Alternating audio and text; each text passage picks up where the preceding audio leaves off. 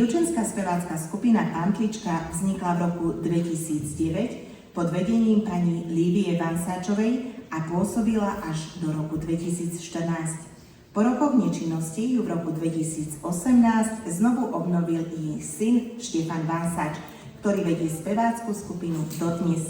Spevácka skupina funguje pod základnou umeleckou školou v spišskej Novej Vsi a aktívne sa zúčastňuje na kultúrnych podujatiach regiónu Spiš. Dnes sa nám predstavia súťažným číslom s názvom Prišli mi rusadľa a konkrétne piesňami Vysoká lisočka, Nedaleko slívka slívky, Prišli mi rusadľa, rusadľa už prešli.